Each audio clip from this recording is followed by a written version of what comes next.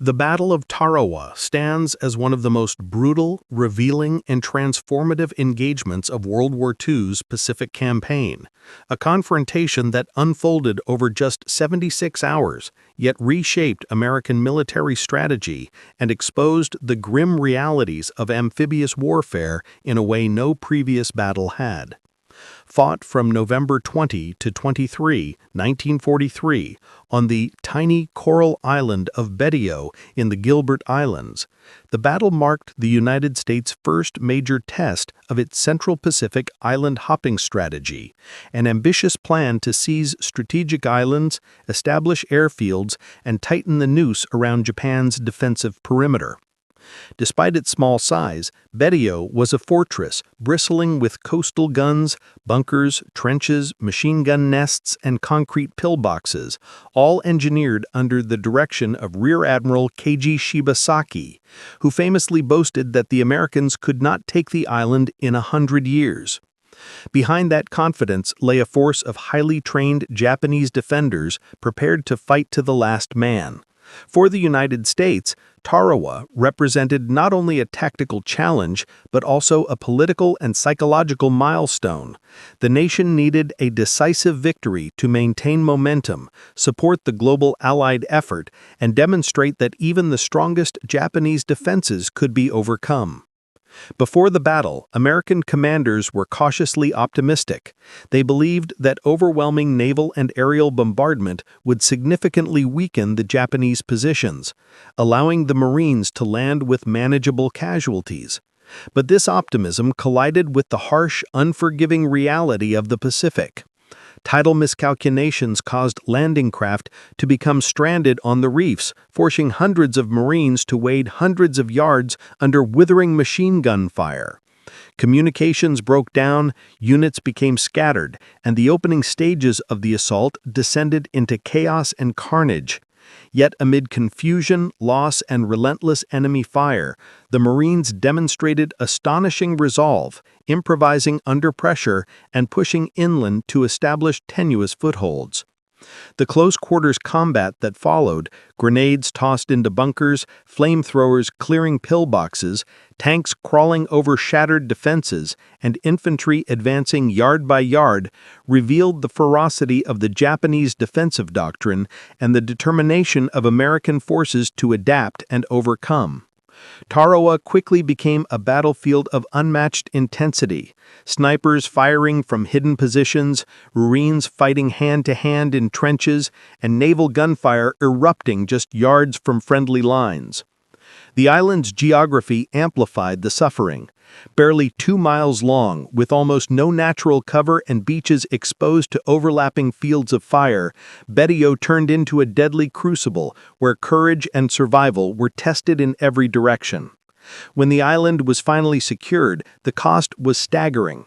Over 1,000 American dead and nearly all of the 4,500 Japanese defenders killed, many by their own hand rather than surrender.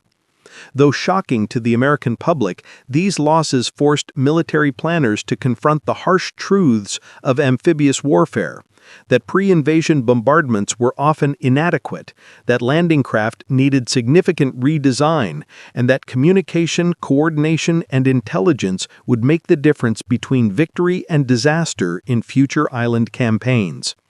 Yet Tarawa also delivered critical strategic dividends.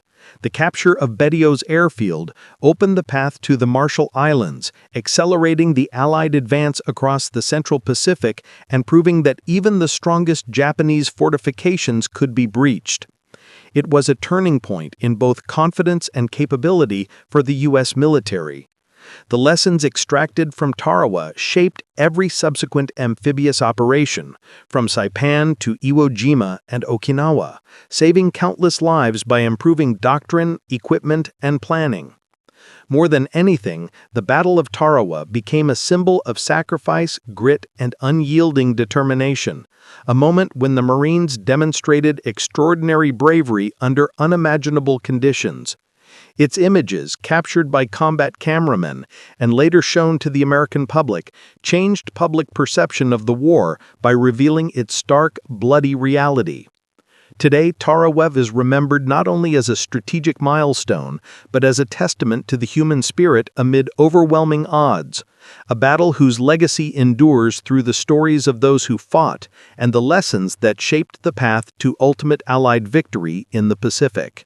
The Battle of Tarawa, one of the bloodiest and most defining engagements of the Pacific War, did not erupt suddenly on the coral reefs of the Gilbert Islands. Rather, it was the outcome of years of geopolitical tensions, military strategy, and shifting tides of global conflict. Understanding Tarawa requires going far beyond the gunfire and chaos of November 1943. It begins with the broader Japanese expansion across the Pacific, American counter-strategy, and the island-by-island competition that would shape the future of the war.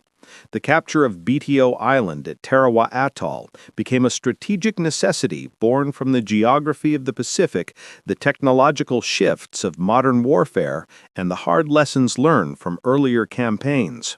What emerged from these factors was a confrontation that would test every assumption about amphibious assaults, naval firepower, and the human cost of war. Japan's expansion across Asia and the Pacific after 1937 transformed the geopolitical landscape, presenting the United States with an unprecedented challenge. The fall of Southeast Asia, rapid occupation of island chains, and establishment of fortified defensive perimeters suggested a long war of attrition. The U.S. Navy recognized early that the Empire of Japan did not intend to merely occupy territory, but to create barriers that would delay American counterattacks and protect Japan's industrial and military core.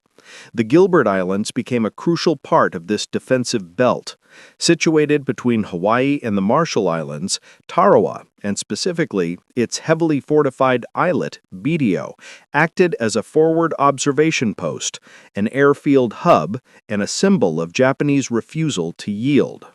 The Americans knew that skipping Tarawa would leave a strong Japanese presence in their rear as they advanced westward, an unacceptable risk in a campaign that relied heavily on air superiority and supply lines.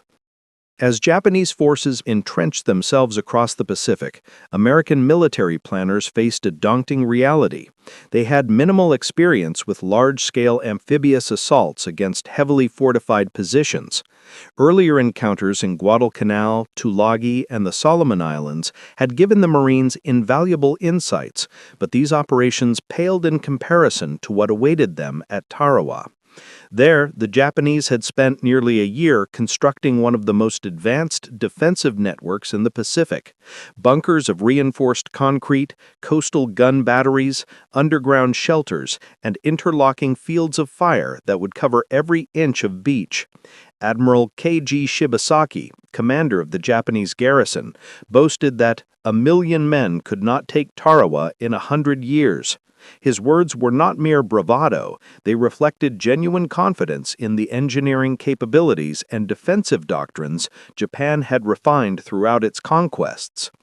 American intelligence was aware of Shibasaki's preparations, yet many within the U.S. command structure believed that overwhelming naval and aerial bombardment would neutralize the Japanese defenses long before Marines set foot on the beaches.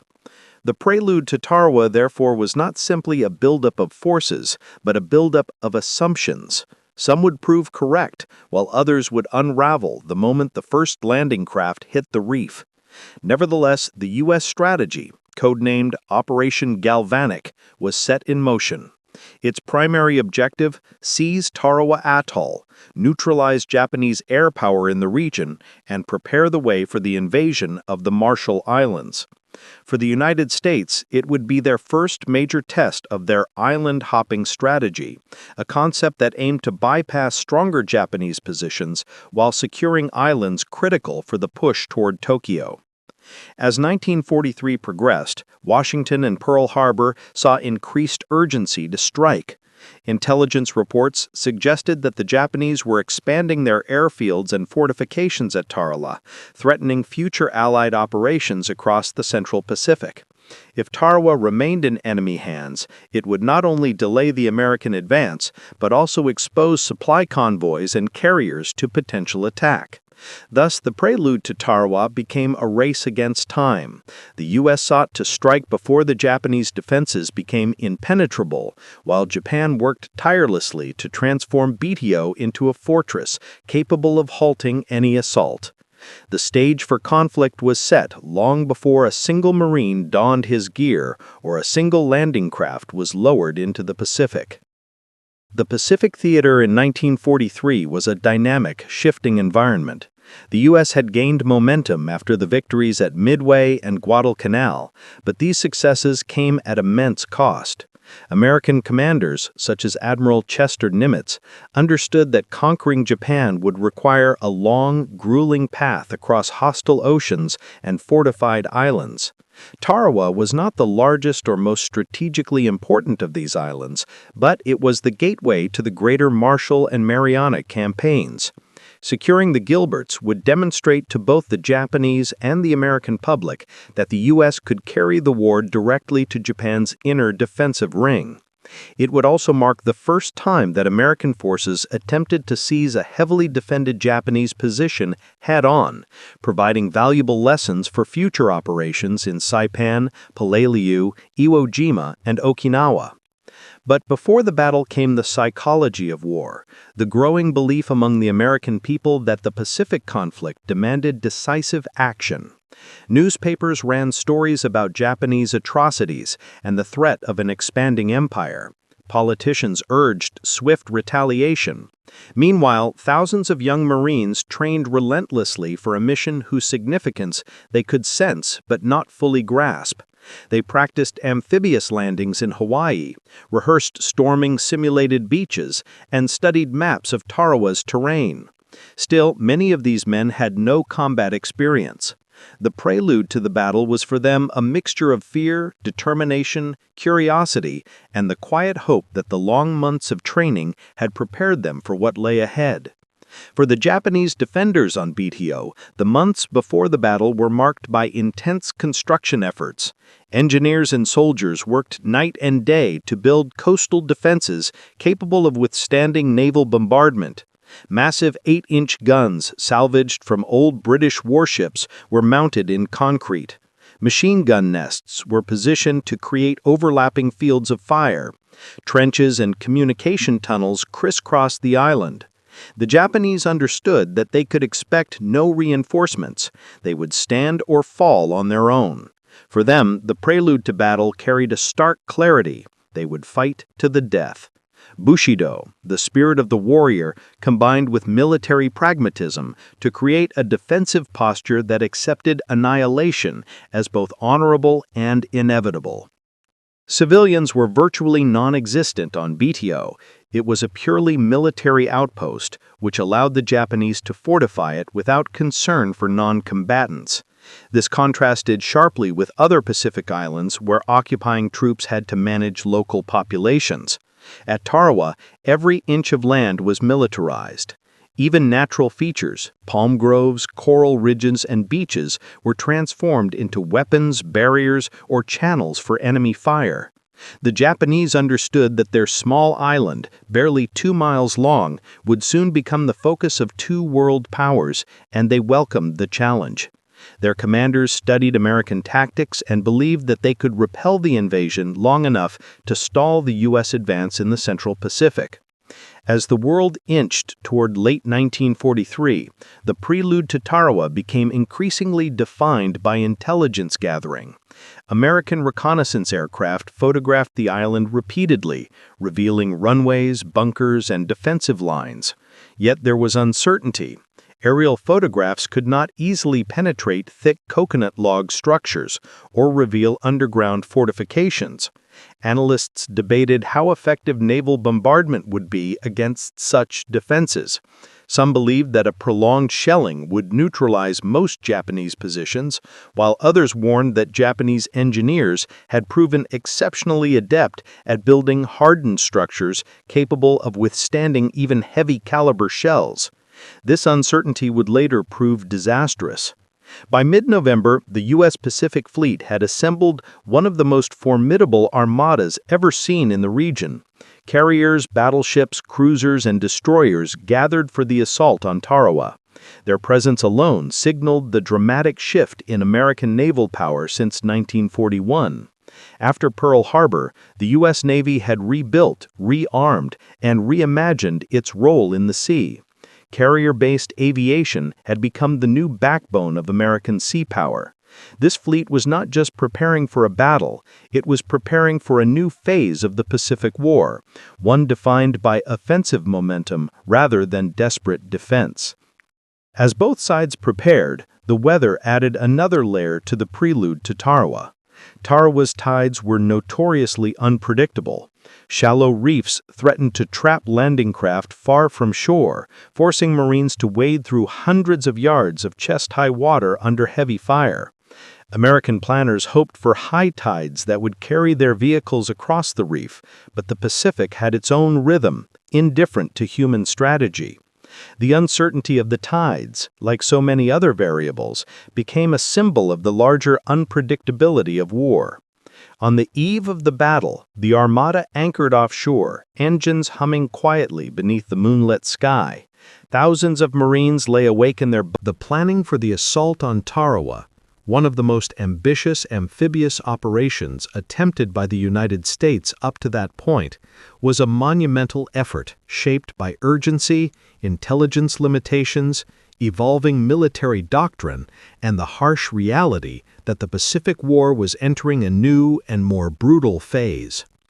After the strategic significance of the Gilbert Islands was established, the U.S. command structure began a rigorous and intensely detailed planning stage that involved high-ranking naval officers, Marine Corps strategists, intelligence analysts, and logistical coordinators. The effort to seize Tarawa was not simply about overwhelming the enemy with superior force. It required precision, coordination, and an understanding of a type of warfare that remained relatively untested for American forces. The assault on Betio Island would mark one of the earliest full-scale amphibious invasions against a heavily fortified Japanese position, requiring new tactics and technologies that had never been applied in battle. American planners began by assessing the overall strategic picture. Admiral Chester W. Nimitz, commander of the Pacific Fleet, sought to accelerate the island-hopping campaign and push deeper into Japan's defensive perimeter. Operation Galvanic, the code name for the assault on the Gilbert Islands, aimed to secure bases from which the U.S. could launch attacks on the Marshalls, Carolines, and ultimately the Marianas. These Central Pacific islands offered airfields that would allow long-range bombers to strike deeper into Japanese-held territory. Tarawa, with its sizable airstrip and strong defensive position, was deemed essential to this chain of progress. Thus, the plan for the assault became one piece of a much larger strategic puzzle, a stepping stone in a campaign that would eventually bring American forces thousands of miles closer to Japan. The planning phase was heavily influenced by intelligence reports, though the information available to the Americans was incomplete and sometimes misleading. Photographs taken by reconnaissance aircraft revealed the layout of Betio Island, its runways, bunkers, gun emplacements, and the long pier extending into the lagoon. Yet these images could not reveal the full strength or depth of Japanese defenses.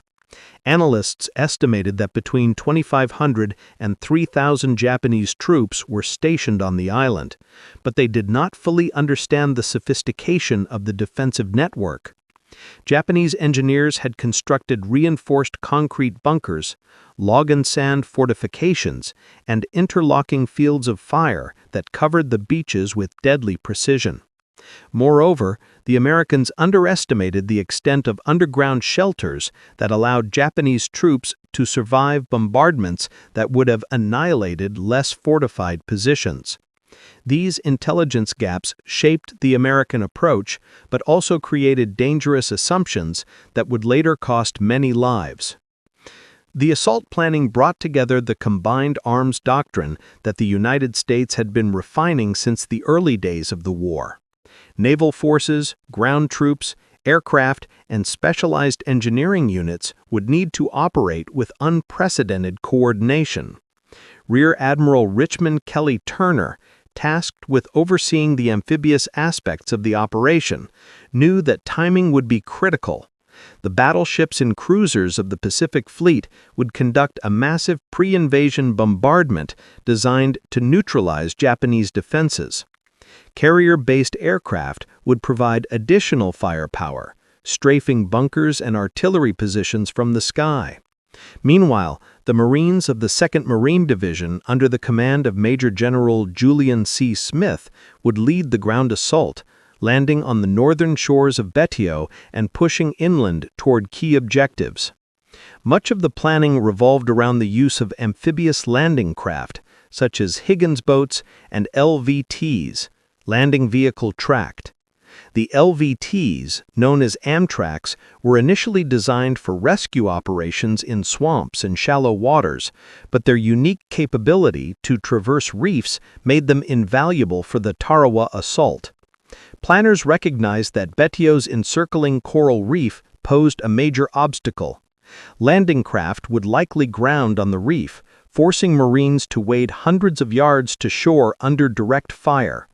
To mitigate this, they sought to use Amtraks in the initial assault waves, hoping these tracked vehicles could cross the reef and carry troops directly onto the beaches. However, there were not enough LVTs to transport all assault units, meaning that later waves would have to rely on Higgins boats and the uncertain tides to deliver reinforcements. This logistical limitation became a central concern during planning, and it foreshadowed the chaos that would soon unfold on the beaches. Another critical influence on the assault plan was the unpredictability of Tarawa's tides. Naval officers consulted tide tables, oceanographers, and local knowledge, hoping to pinpoint the ideal moment for landing. Yet the Pacific's behavior remained elusive. Planners believed that the high tide would be sufficient to float landing craft over the reef, but reports suggested that variations of several feet were possible. Despite these warnings, the operation moved forward with the assumption that natural conditions would favor the Americans. This assumption proved dangerously optimistic. In retrospect, the tidal forecasts became one of the most debated elements of the entire battle, with many arguing that it should have been reconsidered before the operation was launched. The creation of detailed beach assault plans became a major focus for Marine Corps commanders. They divided Betio's northern shoreline into labeled beaches, Red 1, Red 2, and Red 3. Each sector had specific objectives and designated landing units. Red 1, on the western side, was assigned to the 2nd Battalion, 2nd Marines. Red 2, in the center, would receive the brunt of the assault, while Red 3 would be taken by 3rd Battalion, 2nd Marines. These assignments reflected careful consideration of terrain, Japanese defensive positions, and the movement of support units. Planners expected fierce resistance at each landing zone, but because intelligence suggested that the bombardment would eliminate most fortifications, they believed Marines could overwhelm remaining defenders through rapid movement and concentrated firepower. As planning intensified, engineers and logistics officers prepared the vast quantities of material needed for the assault. Ammunition, rations, medical supplies, fuel, communication equipment, flamethrowers, demolition charges, and thousands of tons of ordnance were loaded onto transport ships. Specialized engineering teams trained to demolish Japanese bunkers using TNT charges and satchel explosives. Flamethrower operators practiced clearing simulated pillboxes, recognizing that such weapons would be essential for rooting out defenders in fortified positions. Communication teams rehearsed establishing radio networks under fire, aware that coordination between infantry, naval gunfire, and aircraft would determine the battle's outcome. Meanwhile, the Marines trained relentlessly in Hawaii, conducting simulated landings on beaches designed to mimic Betio's geography. They practiced storming fortified positions, working as cohesive units, and quickly adapting to battlefield conditions. This training sought to instill the discipline and reflexes required for the brutal combat expected at Tarawa. However, no simulation could replicate the ferocity of Japanese resistance, the intensity of enemy fire, or the psychological strain of facing well-entrenched soldiers determined to die rather than surrender. Many Marines sensed the gravity of their mission, but remained confident in their training and leadership. The planning phase also required difficult conversations at the highest levels of command. Admirals, generals, and intelligence officers debated the adequacy of the bombardment plan, the timeline for the assault, and the allocation of resources. Some argued for a longer period of naval bombardment, believing that more time was required to destroy fortified positions. Others insisted that prolonged shelling risked alerting Japanese forces and diminishing the element of surprise. Ultimately, the U.S. Navy settled on a compromise. The pre-invasion bombardment would last approximately 3 hours. Planners believed this would be enough to shatter enemy defenses while preserving the operational schedule. This decision would later prove tragically flawed. Even as planning reached its final stages, there remained a sense of uncertainty surrounding the upcoming assault. Officers privately expressed doubts about tidal conditions, the reliability of landing craft, and the accuracy of intelligence estimates. Yet the momentum of the operation, supported by strategic necessity and political pressure, ensured that the plan moved forward.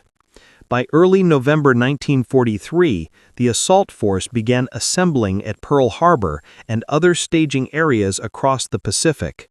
Transport ships, supply ships, carriers, battleships, and escort vessels gathered into an enormous convoy that symbolized America's growing dominance in the Pacific. The fleet's movement toward the Gilbert Islands marked the Dawn broke over the Pacific on November 20th, 1943, with a deceptive calm that gave no hint of the violence soon to engulf Betio Island. As the first light reflected across the water, the U.S. invasion force, a vast assembly of battleships, cruisers, aircraft carriers, destroyers, and troop transports, stood poised for assault. Engines rumbled, sailors prepared guns, Marines donned gear, and officers checked watches. The long months of planning were over. Tarawa's decisive moment had arrived. What followed would become one of the most chaotic, brutal, and costly amphibious landings in American military history. The initial naval bombardment began at 5 a.m. and was meant to pulverize Japanese defenses before the Marines made contact. Battleships like the USS Maryland and USS Colorado unleashed their massive 16-inch guns, firing shells that weighed over a ton. The explosions shook the horizon, sending towering plumes of smoke and debris across Betio. Carriers launched wave after wave of aircraft, strafing enemy positions and dropping bombs on suspected strongpoints. From the decks of the transports, Marines watched the inferno consume the island, some believing nothing could survive the barrage. Others felt uneasy, aware that bombardments often failed to eliminate fortified defenders. The truth was somewhere in between. In some sectors, the shelling inflicted damage, but in many others, deeply entrenched Japanese troops remained fully capable of fighting. As the barrage lifted and landing craft were lowered into the water, the first signs of trouble emerged. The tides had not risen as expected. Instead of a high tide that would carry Higgins boats over the coral reef, the water level remained stubbornly low, barely 3 feet in many places. Landing craft struggled to move forward, their keels grinding against unseen coral. Commanders realized with sinking dread that most of their assault vehicles would not make it across the reef. Only the tracked Amtraks, LVTs, could continue to the beach, and there were far too few of them to carry the entire assault force. Nevertheless, the Marines pressed forward. The first wave of LVTs headed toward Red Beaches 1, 2, and 3, carrying troops from the 2nd Marine Division. Packed tightly into the open-topped vehicles, many Marines felt exposed and vulnerable. The water around them churned from the wakes of dozens of craft moving in formation. Officers shouted over the roar of engines, trying to maintain order amid the turbulence. Yet even before the LVTs reached the halfway point, the Japanese defenders opened fire. Machine guns, mounted in reinforced bunkers, unleashed torrents of fire, stitching lines across the water. Heavy artillery, previously silent during the bombardment, now roared back to life. A shell hit an LVT in the first wave, detonating its fuel tank and sending fragments and bodies flying. Marines on nearby vehicles watched in horror as the burning wreck sank beneath the waves. The Japanese had survived the bombardment far better than expected. Their interlocking defensive positions, protected by coconut logs, steel, and underground tunnels, allowed them to erupt with devastating force at the precise moment the Americans were most vulnerable. As the LVTs pushed through the deadly gauntlet, Marines crouched low, clutching rifles and gear, praying they would make it ashore. The vehicles rammed against the reef and lurched forward, their tracks gripping coral and dragging them slowly toward the island. Many were hit before reaching the beach, riddled with bullets, their engines sputtering as they took on water. Survivors abandoned damaged vehicles and leapt into the surf, struggling toward the shoreline under relentless fire. For some, the water quickly turned red. On the reef, chaos grew. The Higgins boats carrying follow-up waves grounded far from shore.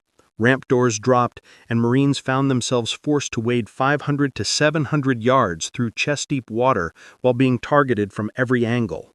Many never reached land. Japanese gunners, having meticulously calibrated their fire zones, cut down Marines as they attempted to close the distance. The lagoon became a killing field, with bodies drifting between sunken landing craft. Despite the carnage, pockets of Marines succeeded in reaching the beaches. On Red Beach 2, the center of the assault, the first wave disembarked from their LVTs under brutal fire and immediately sought cover behind the low seawall that lined parts of Betio's northern shore. The seawall, made of coconut logs and sand, offered limited protection, but it was enough to allow survivors to regroup. Officers shouted orders, trying to push men forward, but movement was almost impossible. Japanese guns swept the beach, turning any attempt to advance into a deadly gamble. On Red Beach 1, the Marines fared no better. The approach had funneled them toward well-prepared machine gun nests. The force lost many men before stepping foot on the island, and those who survived found themselves pinned down. Red Beach 3 faced similar challenges, though some units managed to gain a foothold by exploiting gaps in Japanese fields of fire. Still, progress was agonizingly slow. Every yard gained cost blood. As the first hour of the landing passed, officers realized that communication with higher command was breaking down. Radios had been damaged or soaked in seawater. Units became separated, with some Marines unaware of where their commanders or supporting units were located. Chaos reigned not only on the beaches, but in the command centers offshore, where commanders struggled to piece together fragmented reports. Many believed the Marines had gained more ground than they actually had. As a result, reinforcements were sent in prematurely, leading to further casualties as fresh units were funneled into death zones. Back on the reef, the situation grew more desperate. Marines attempting to move toward shore used any available cover, wrecked boats, submerged Amtraks, floating debris, to shield themselves from enemy fire. Corpsmen risked their lives to treat wounded men, often exposed to gunfire as they dragged casualties to makeshift shelters. Some Marines were hit multiple times, yet continued forward, driven by a mix of adrenaline, training, and sheer willpower. Meanwhile, the Japanese defenders fought with tenacity and precision. Their positions had been designed to funnel attackers into kill zones and minimize blind spots. Enemy gunners showed no hesitation, firing relentlessly from concealed bunkers and pillboxes. Even when naval shells collapsed some positions, the defenders often re-emerged from underground shelters to resume firing. The Japanese had prepared for every contingency, and their willingness to fight to the last man made the initial American landing far more difficult than expected. By mid-afternoon, Marines on Red Beaches 1 and 2 had begun to push inland, but progress remained slow and costly. The beach was littered with wreckage, twisted metal, destroyed LVTs, abandoned gear, and bodies. Smoke from burning vehicles drifted across the shoreline, mixing with the smell of cordite, seawater, and blood. Despite the chaos, officers gradually re-established pockets of command and control. Small groups of Marines began using grenades, rifles, and flamethrowers to assault Japanese bunkers, clearing the path inch by inch. At sea, supporting naval forces struggled to provide effective fire. The proximity of Marines to Japanese positions made it dangerous to direct heavy bombardment onto the island. Pilots flying overhead tried to identify targets, but smoke and confusion made accuracy difficult. Some airstrikes hit close to friendly forces, adding to the chaos. Commanders were forced to rely increasingly on the Marines themselves to eliminate strongpoints.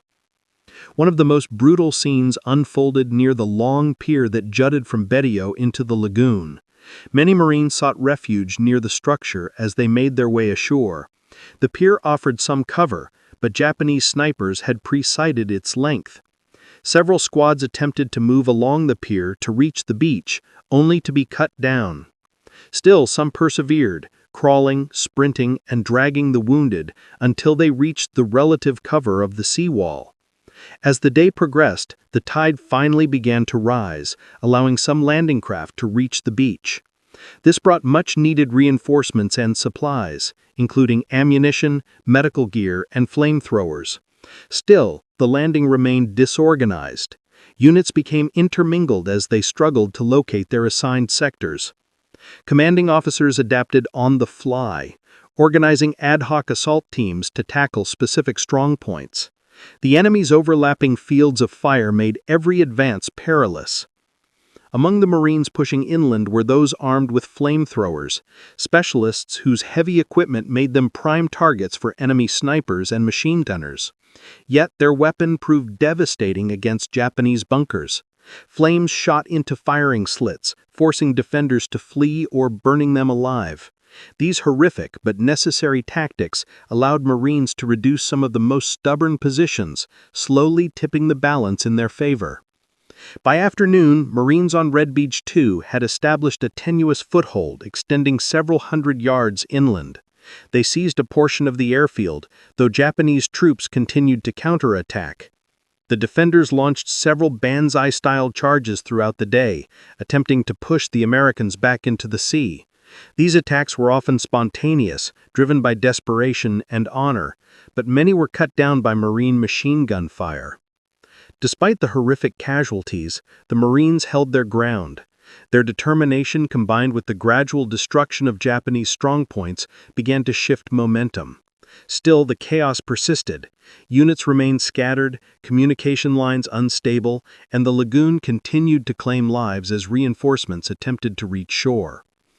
By evening, the initial landing phase. The battle for Betio Island reached its most violent and unforgiving stage as the Marines pushed inland, confronted by the full intensity of Japanese resistance.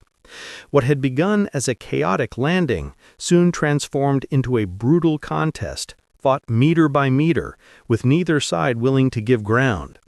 The terrain itself seemed to conspire against the attackers. The island's narrow shape, dense fortifications, and minimal cover created a battlefield where every movement risked drawing deadly fire.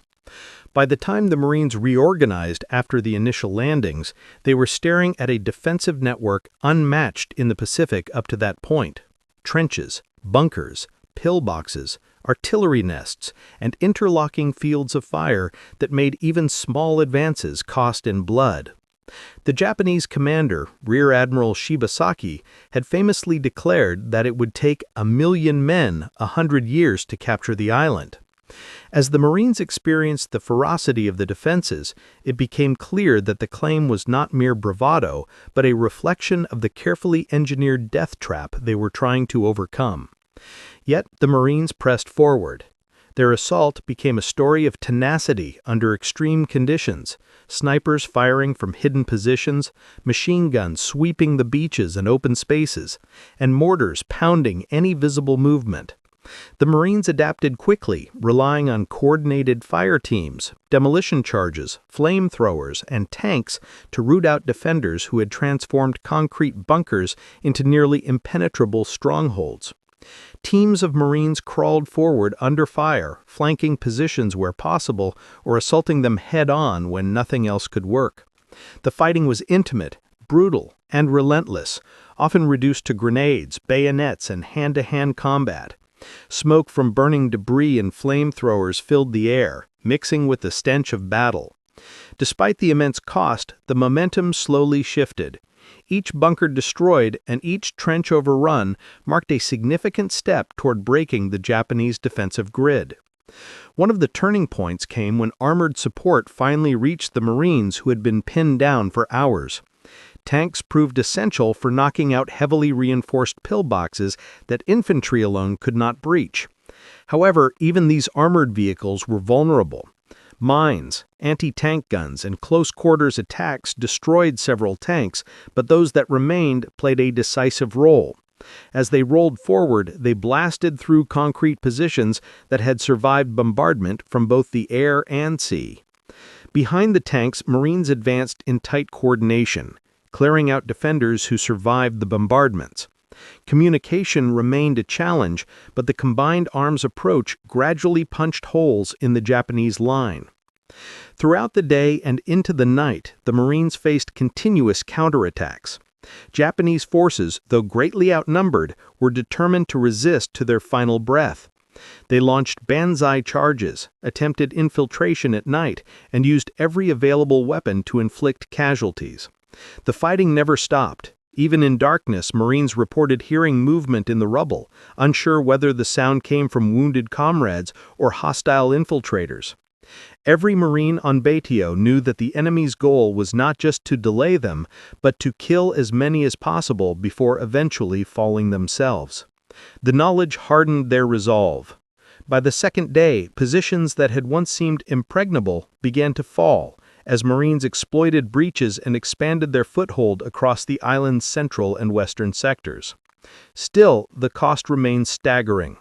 Many units suffered devastating casualties, and leadership often fell to non-commissioned officers who stepped up when lieutenants and captains were lost. Corps men risked their lives constantly, dragging wounded Marines to improvised aid stations amid the roar of combat. Supplies remained limited, forcing many to fight with whatever ammunition they could scavenge from the fallen. Yet despite the exhaustion, the Marines maintained pressure, leveraging their numerical advantage and the growing support from naval fire to keep the defenders from regrouping. By the end of the fiercest phase of the battle, the Japanese defensive structure had been shattered, though pockets of resistance still held out with unwavering determination.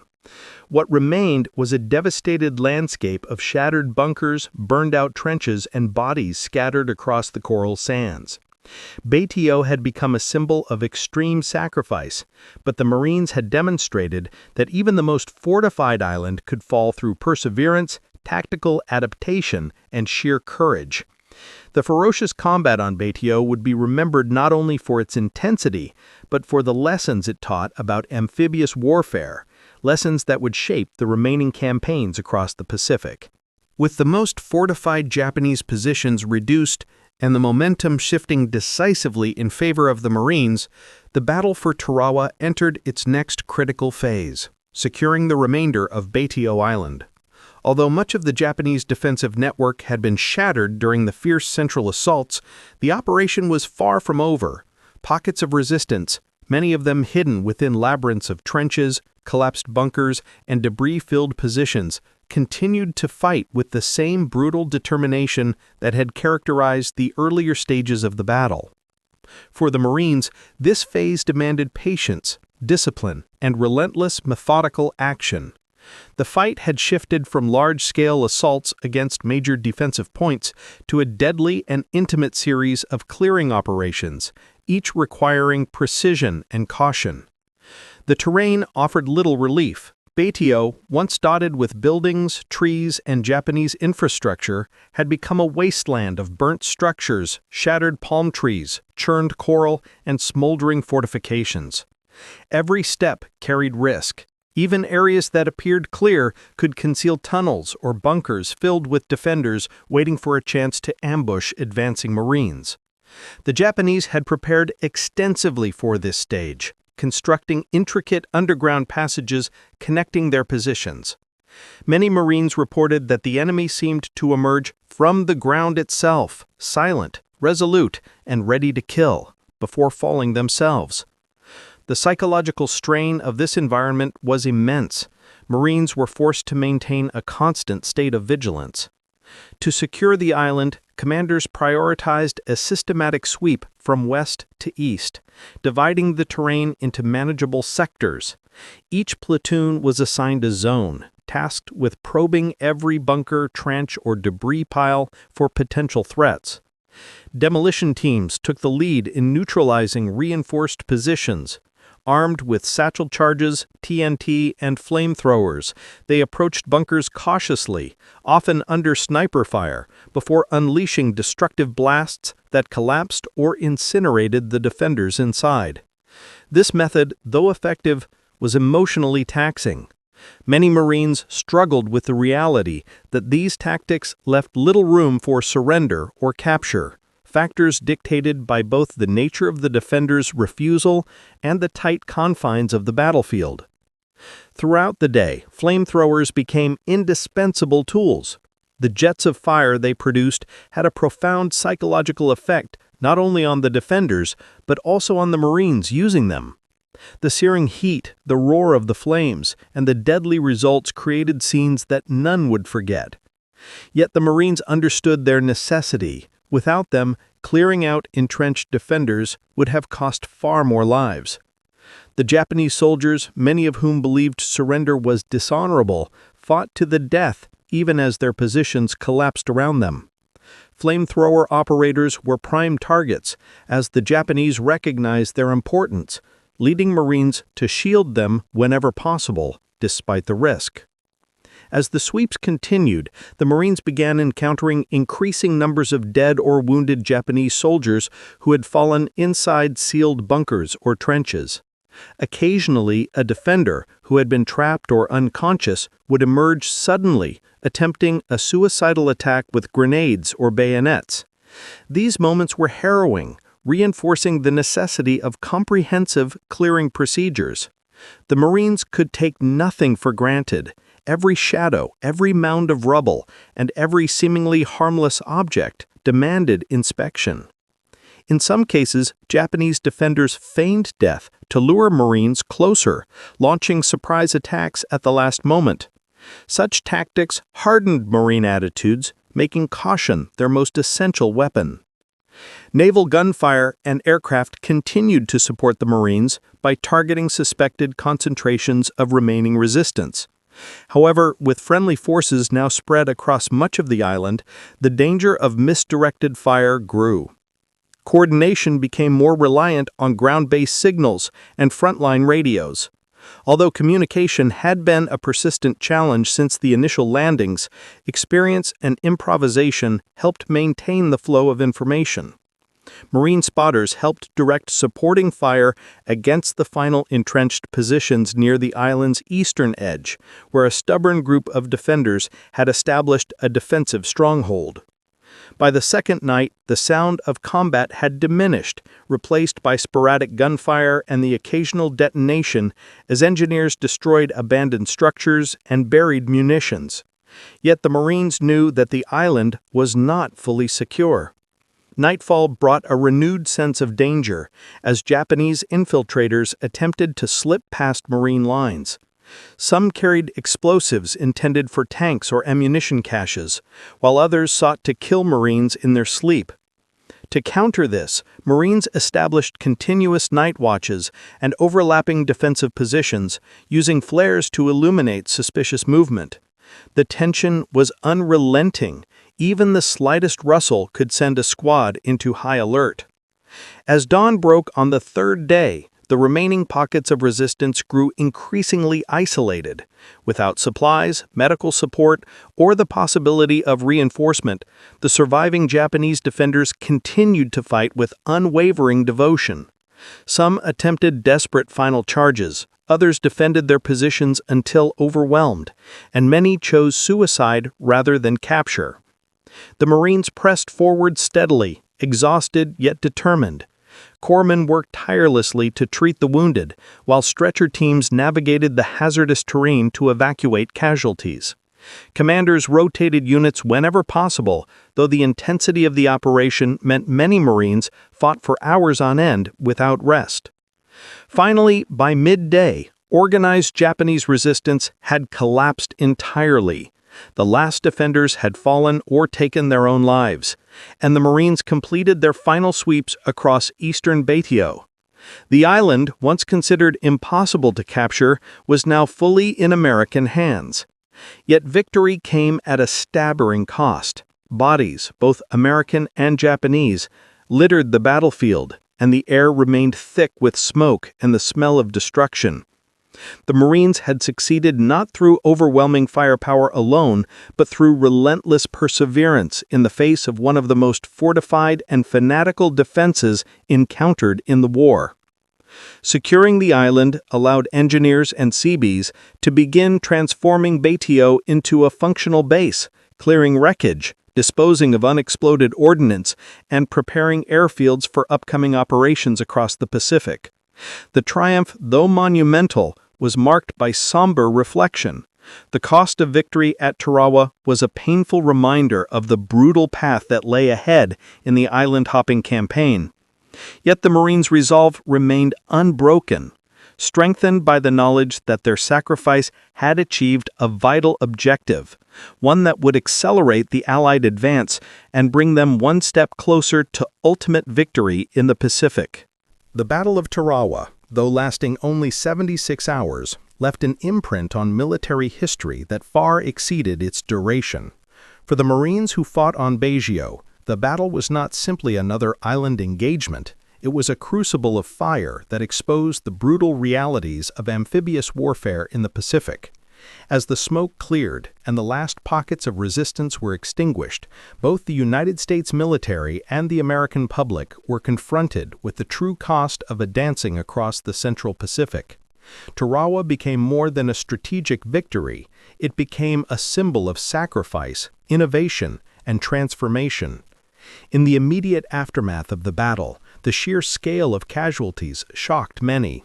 Images of Marines lying on the beaches, the wreckage of landing craft scattered across the turquoise lagoon, and the devastated landscape of Betio challenged the perception that American forces could advance with limited losses. For the first time, the brutality and cost of the Pacific campaign were laid bare before the American people, largely due to the unprecedented decision to release combat footage and photographs of the battle. These images stirred deep emotions, grief, anger, determination, and reinforced the importance of understanding the stakes involved in the island-hopping strategy. Strategically, Tarawa was essential. Its capture gave the United States a foothold in the Gilbert Islands and provided a base from which to launch further operations into the Marshall Islands and beyond. The airfield on Betio became a critical asset, enabling bomber missions, reconnaissance flights, and logistical operations that supported the steady push toward Japan. Without Tarawa, subsequent advances would have been riskier, costlier, and slower. More importantly, the battle validated the concept of eliminating key Japanese strongholds to break the outer perimeter of Japan's Pacific defenses. Beyond strategy, Tarawa reshaped the doctrine of amphibious assault. The Marines and Navy quickly recognized that many of the assumptions guiding pre-battle planning were outdated or flawed. For one, pre-landing bombardments, even when intense, were insufficient to neutralize deeply entrenched positions. Japanese bunkers made from reinforced concrete and buried under sand proved far more resistant than anticipated. This realization led to increased emphasis on precision bombardment, heavier explosives, and improved coordination between naval gunfire and airstrikes in future operations. Another key lesson emerged from the problems encountered with landing craft. Many Marines drowned or came under heavy fire after their Higgins boats grounded on the coral reefs surrounding Betio. Amphibious tractors, Amtraks, proved indispensable, as they could traverse the reefs and deliver troops directly onto the beach. As a result, the U.S. military accelerated production of amphibious vehicles and restructured assault plans to ensure that heavier units, including tanks and artillery, could reach the shore more reliably. Tarawa revealed that meticulous study of terrain, tidal conditions, and reef structures was not optional, it was vital. Communication challenges also became a focal point for reform. During the early stages of the landing, many radio operators were killed, radios were destroyed by enemy fire or water damage, and units struggled to coordinate movements under overwhelming conditions. This lack of communication hindered coordination between infantry, tanks, and supporting naval fire. In response, engineers developed more durable radio equipment, while tactical doctrine emphasized redundant communication lines, pre-planned signaling, and greater flexibility for frontline commanders. Tarawa also demonstrated the limits of frontal assaults against fortified positions. Marines learned that small unit tactics, flanking maneuvers, infiltration, and coordinated fire teams were essential for clearing bunkers and trenches. Flamethrowers, demolition charges, and combined arms operations became core elements of Pacific warfare doctrine. In later battles, such as Saipan, Peleliu, Iwo Jima, and Okinawa, these refined tactics helped save countless lives, even as the scale of combat increased dramatically. On a human level, Tarawa's legacy was deeply personal for the Marines who survived and for the families of those who did not. Many Marines carried the psychological scars of the battle for the rest of their lives. The intensity of combat, hand-to-hand fighting, close-range assaults on bunkers, and the constant threat of snipers and infiltrators created emotional wounds that often remained unspoken. For many, Tarawa symbolized the harshness of their duty and the cost of their commitment to victory. The Japanese defense of Betio also left a significant lesson. Despite being outnumbered, cut off from reinforcement, and facing overwhelming firepower, the Japanese defenders fought with unyielding determination. Their willingness to resist until the last man demonstrated the challenges that would define the Pacific War. American commanders understood that each new island fortress would demand even greater preparation, stronger logistics, and unwavering resolve. In the broader context of history, Tarawa became a testament to the evolution of amphibious warfare. The lessons learned there influenced military planning for decades. Even in later conflicts, the doctrines refined in the Pacific remained relevant to military strategists studying how to conduct amphibious operations under fire.